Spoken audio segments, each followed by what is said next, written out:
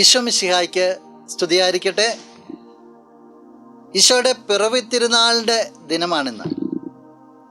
എന്നെ കേൾക്കുന്ന സഹോദര സഹോദരി, ക്രിസ്മസിൻ്റെ എല്ലാവിധ സന്തോഷങ്ങളും നന്മകളും കൃപകളും എല്ലാം നിൻ്റെ ജീവിതത്തിലേക്ക്, കുടുംബത്തിലേക്ക്, പ്രിയപ്പെട്ടവരിലേക്ക്, നിൻ്റെ പ്രവർത്തന മണ്ഡലങ്ങളിലേക്ക് ഉണ്ടാകട്ടെ എന്ന് ഈശോയുടെ നാമത്തിൽ ആശംസിക്കുകയാണ്. നീ ഒരു അനുഗ്രഹമായി തീരട്ടെ. ക്രിസ്മസിനെ കുറിച്ച് യോഹന്നാന്റെ സുവിശേഷത്തിൽ പറയുന്ന ഇപ്രകാരമാണ്. 1-ാമത്തെ അധ്യായം 14-ാമത്തെ തിരുവചനം. വചനം മാംസമായി നമ്മുടെ ഇടയിൽ വസിച്ചു, അവൻ്റെ മഹത്വം നമ്മൾ ദർശിച്ചു, കൃപയും സത്യവും നിറഞ്ഞതും പിതാവിൻ്റെ ഏകജാതൻ്റേതുമായ മഹത്വം. ക്രിസ്തുവിൻ്റെ മഹത്വം നമ്മൾ ദർശിച്ചു. വചനം മാംസമായി വസിച്ചു നമ്മുടെ ഇടയിൽ.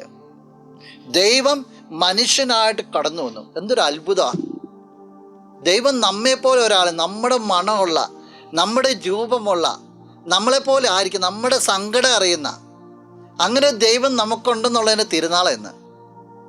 പ്രിയ സഹോദര സഹോദരി, ഈ ഒരു ആനന്ദത്തിൽ അങ്ങ് ജ്വലിച്ചു ഉയരുവാനായിട്ട്, ഈ സന്തോഷത്തിൽ നിറഞ്ഞിട്ട് ഉണ്ണീശോയുള്ള സ്നേഹത്തിൽ ആഴപ്പെടുവാനായിട്ട് നിനക്ക് സാധിക്കണം.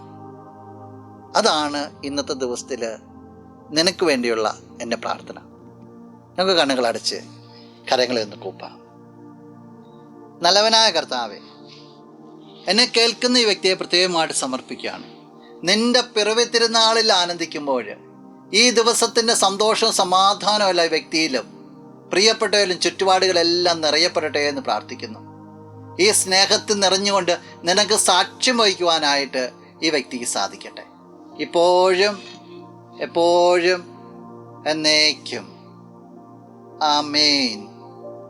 ആദിനും അന്ത്യനും നീ മാത്രമേ യേശുവേ.